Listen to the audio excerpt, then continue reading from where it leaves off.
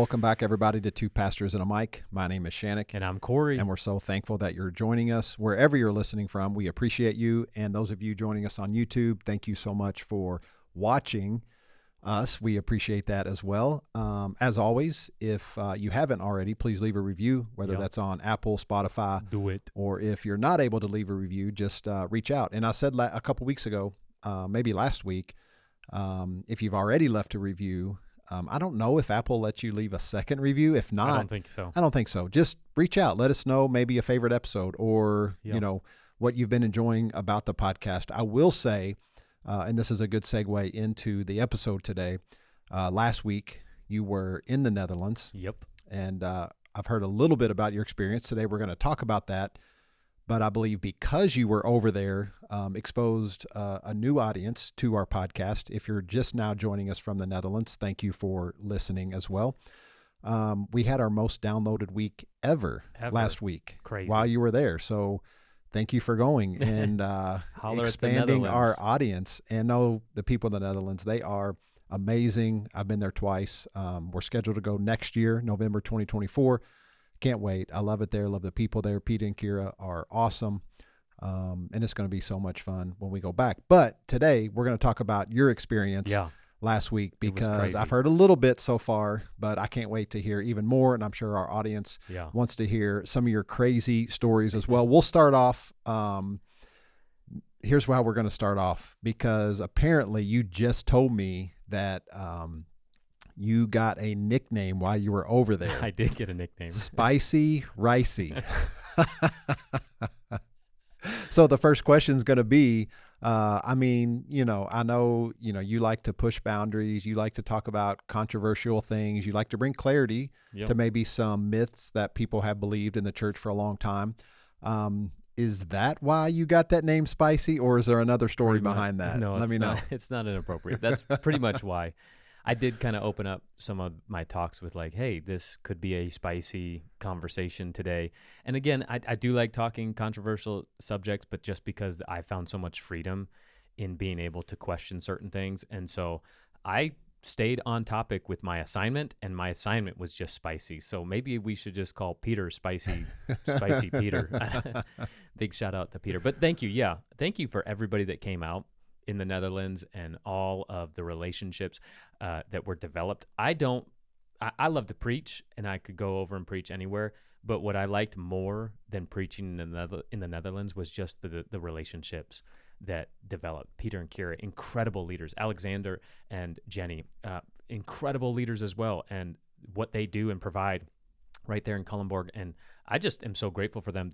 That's where I stayed the whole week, was with them, and just getting to talk and hang out with them and hear their life stories and what God's doing in their lives was so encouraging. And then getting to go to the several different churches. And man, we knew Stanley and Matthias before we went over there. They've been on this podcast, but just enjoying them, having so much fun with them, reintroducing to Levi and his whole team, incredible human beings. In Rotterdam, right? In Rotterdam. And then at The Hague with Frisk and his team, they were amazing. Frisk is so down to earth, one of my favorite people over there. And then I preached at a church in Culemborg.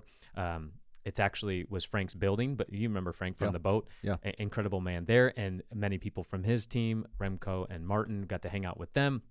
There was just so many different people that I got. I did want to ask you about one lady because I've connected her now with Tania over the last year. Fiona. Did Fiona come out to any of the stuff? Yeah, Fiona is a part of Stanley and Matthias' church, and she gave me a gift for Tania wrapped. And so I actually brought it to church this past weekend, and she opened it up, and Tania was like teary-eyed. And it was incredible art. That's so cool. Fiona's art. Fiona, if you're listening to this, that thing you made based on...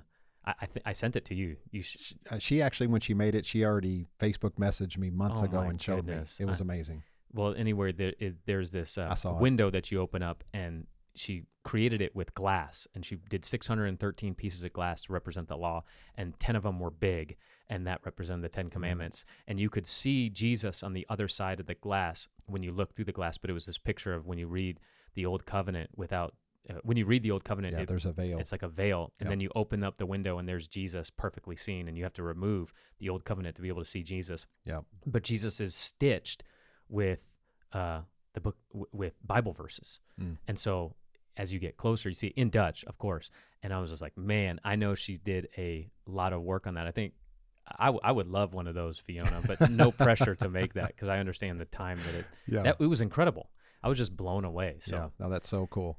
Love that. So you actually said, preaching's not a big deal for you. You can show up, preach anywhere. And I do believe that to be true of you.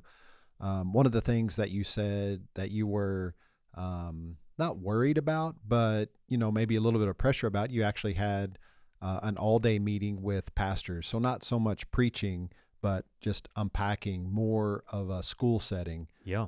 So tell me about that, how that went. Well, should I just start from the beginning? Because that was the last day, and that was one of my favorite things. That was the last day. Okay, yeah. Let's start at the beginning. So, let's just start with the fun stuff. Big shout out to Peter, man. He picked me up from the airport, and we just hit the ground running. No preaching stuff or ministry this day. He took me to a pancake house, which was delicious. They're really just crepes. They're not pancakes, but they're like, yeah, we're the best pancake people on the planet, which it was incredible. I'll give him that. And then on the itinerary that he sent me, he said, we're going to go watch the greatest game ever. Now, talk about expectations, okay? When we talked about this, I was expecting to go to European football or soccer as we know it here in the States. I was expecting to go to a game, and I was pretty hyped to go experience, because I've never been to a professional soccer game, even here in Louisville, but that's first division. That's not even the MLS. So I've never been to a pro soccer game, and in European soccer is just crazy, right? There's actually, we did tour, they call it Ajax, but in English we call it Ajax, which is like the largest club in the Netherlands. We did tour the facility, the stadium. And there, I didn't know, I'll have to show you this picture. There is a section that is completely fenced up in the upper deck that is only for away team visitors. They go in and they go out. They have their own entrance, and there's police.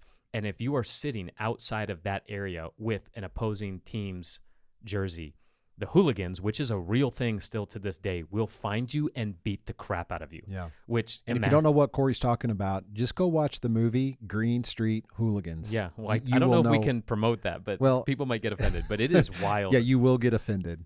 But European soccer, if you want to know about hooligans, they're crazy. They are like loyal to their team, and they can beat the crap out of you. Can you imagine if our pro sport people get so offended at fights that happen in our pro sports, but it is not the same over there. So I was like, wait, they fenced them in for their protection just so that they can come see their team. Crazy. But that's how intense and passionate that Europeans are about their local club teams that they support. Well, the week before I went, they had to end the game in the second half because people were throwing things and fireworks onto the field because they were losing to the biggest rival, like 3-0 already. And I'm like, what? Like, that is just insane. We don't understand that as Americans. Crazy. Yeah, different world over there. Yeah, so that was your expectation. That was my expectation. To go to one of these matches. Hey, big shout out to Peter. His favorite game ever is a game called korfball, which, again, never heard of, never seen. So we go to this korfball game. And it to give him some... Now, Stanley and Matthias were making fun of him the whole time when they found out he took me to korfball. Because it's a man and woman's game.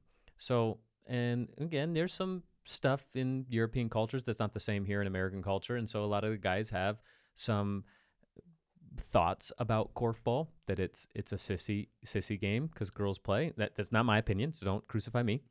It's no one's opinion that we met with over there, so don't crucify them either. But so it is a very interesting game. It's like basketball, but it's not. It's played outdoors. There's no backboard. The rims are, I think, like 12 feet tall. No dribbling. So, and it's not even like the Frisbee game. Ultimate Frisbee. Like, you don't get steps. So once you catch the ball, you can pivot, but there's no dribbling. And then they're trying to shoot in this basket. And I was trying to learn the strategy because I really enjoy sports games like that. I kind of understood it, but not. And the ending game was 10-9, and the last 2 minutes was very exciting. But Peter told me that games are supposed to be like in the 30s. So he's like, that was the worst game we ever have taken you to. So I was like, oh, big shout out. But yeah, so I got to experience my first korfball.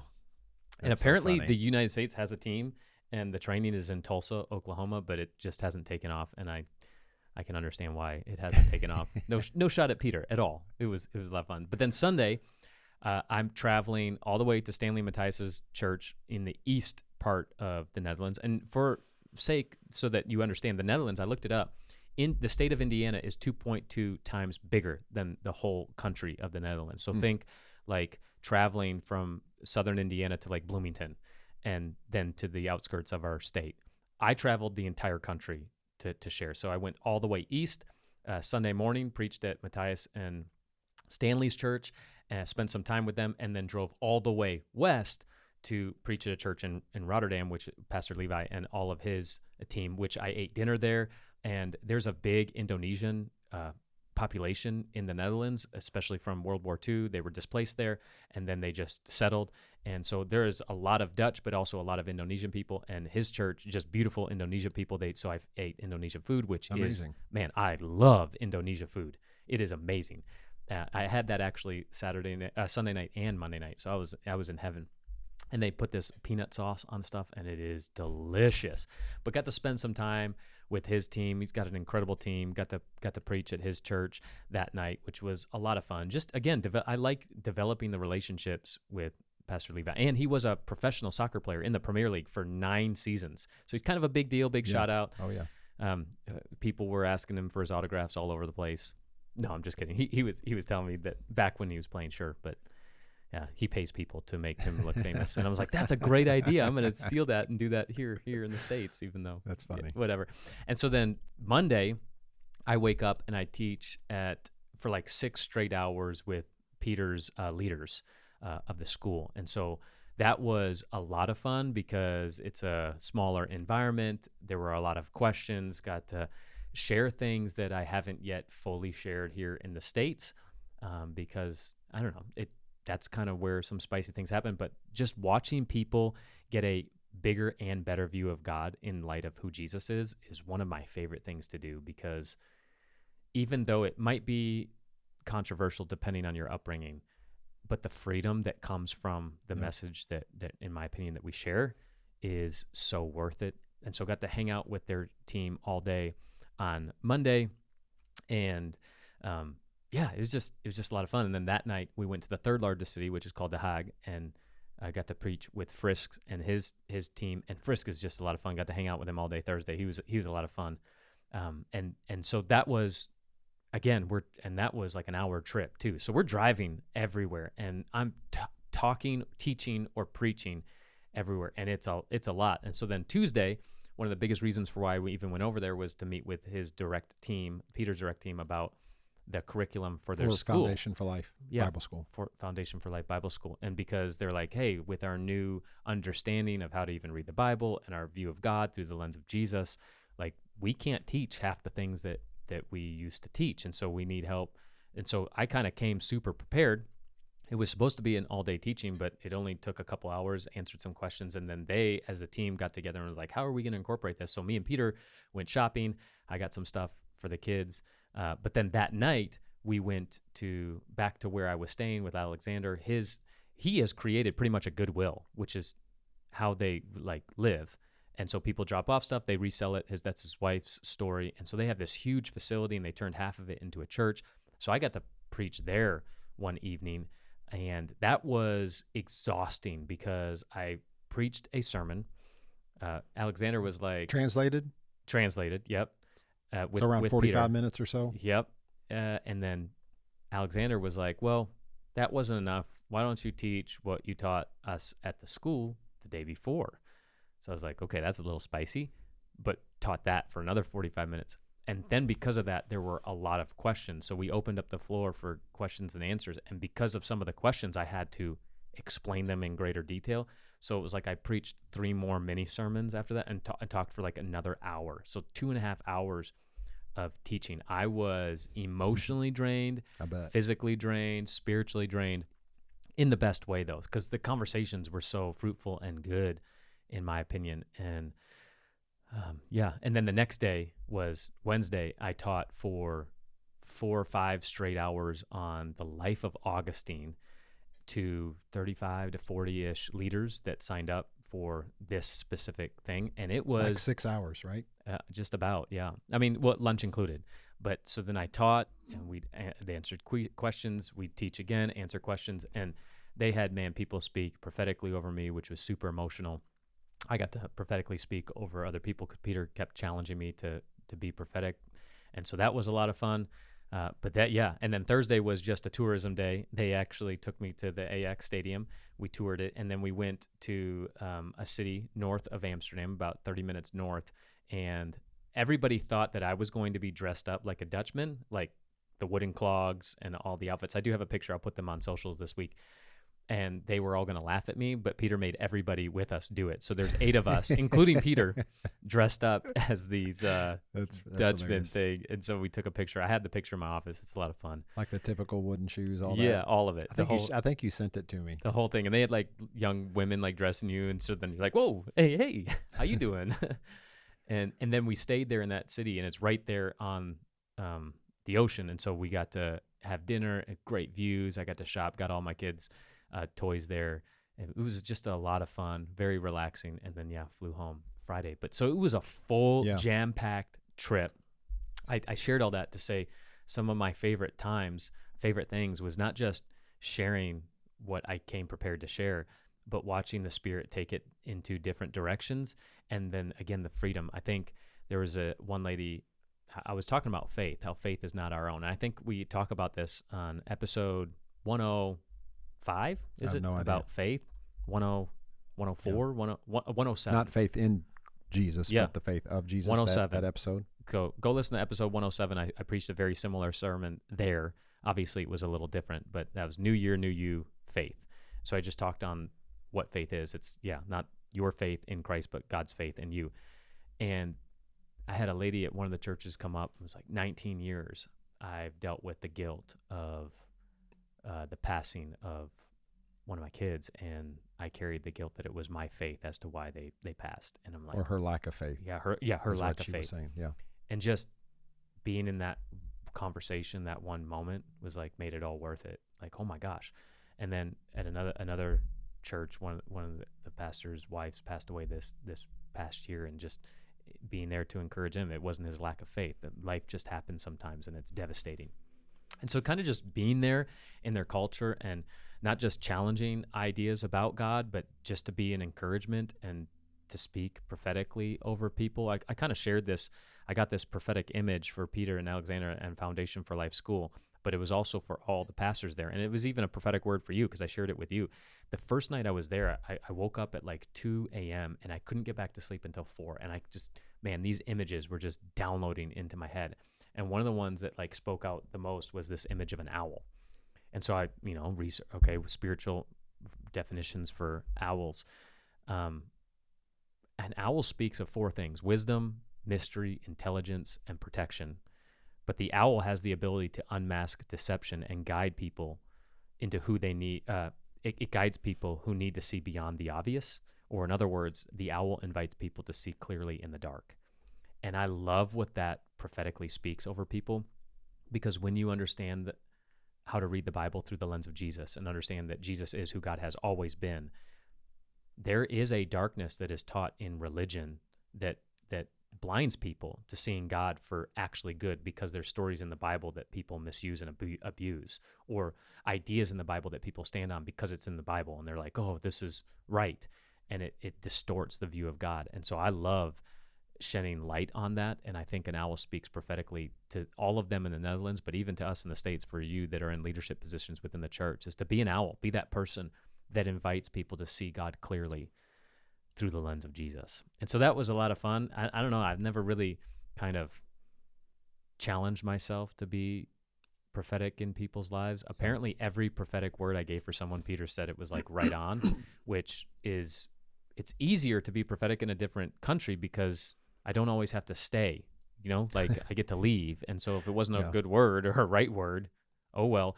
But Peter really challenged me around that, and it was so fun to be in. Peter's such an amazing person. He really is. And his wife is so amazing too. And big shout out to them. Learned not just a lot about korfball, but learned a lot about tennis. Am I right, my man? Tennis. A lot of tennis going on. They love tennis over there. That's so funny. That is inside joke. No, it's all good. So that's 7 days. 7 days, the man. Netherlands, 7 packed days. And I love what you just shared. And I think that's a great way to end this podcast, if you're still with us and you're still listening, to just Cory talk about his experience.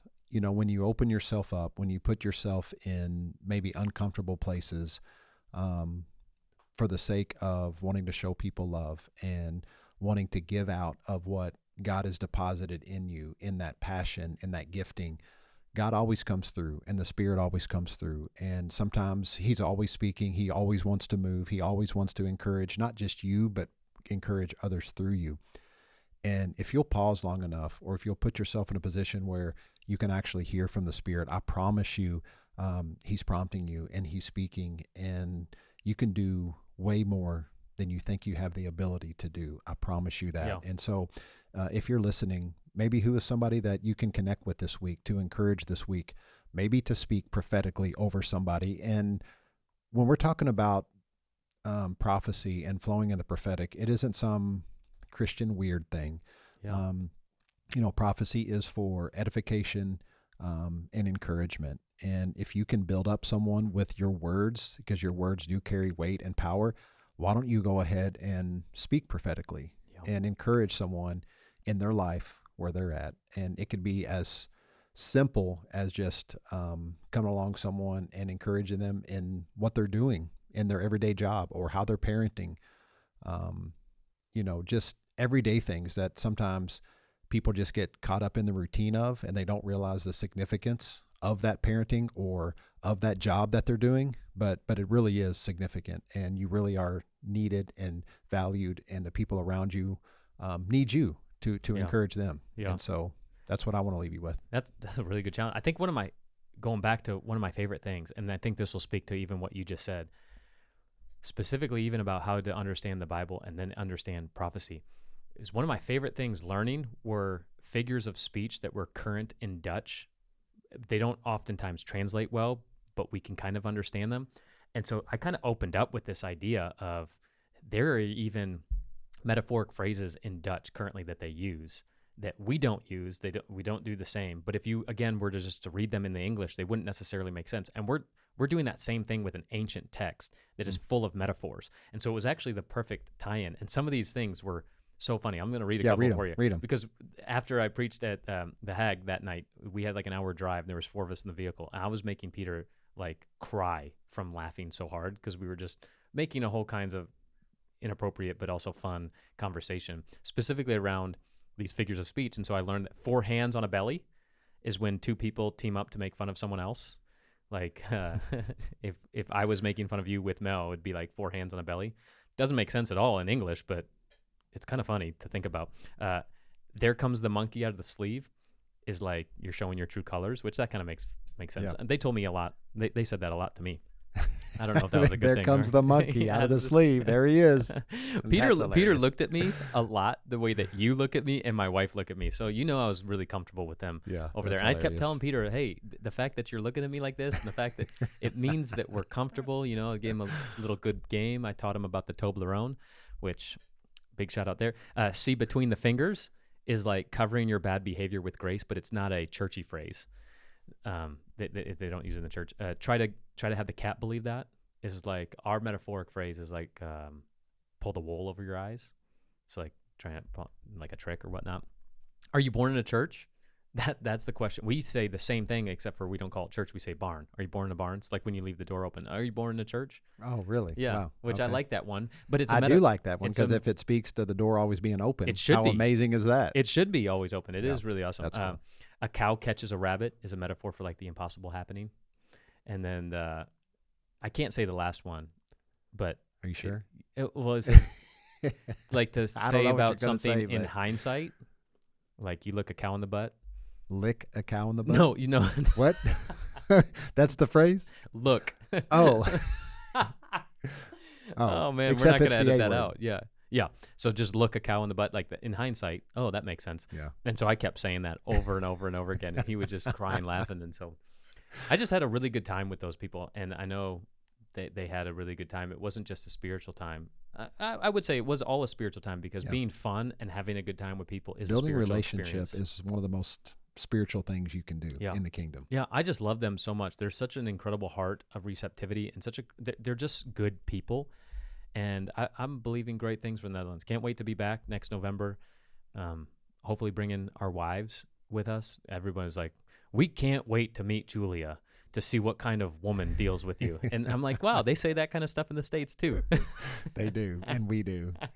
And So, like yeah. everybody says, oh, she must be a saint to put up with you.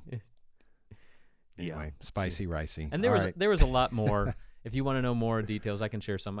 Some just weren't necessary to share because they were more personal. But I had an incredible experience, an amazing 7 days in the Netherlands, and I believe that what happened there is also going to be. I'm going to bring some stuff. It gave me some more courage to be able to talk about even some of the things that I feel like God is trying to deposit into us at Hill City, and so I'm ready for the ride. Yeah, I love that, and I love that you had the ability to go over there and show the people of Netherlands the love that you carry, and I love that you felt loved by them as well. Oh, and yeah, so loved. Really, and going back to this, like I really think, you're talking about some things that you experienced that maybe weren't very spiritual, but why do we always have to elevate like someone giving a prophetic word as something spiritual, or preaching the most amazing sermon you've ever preached as something spiritual?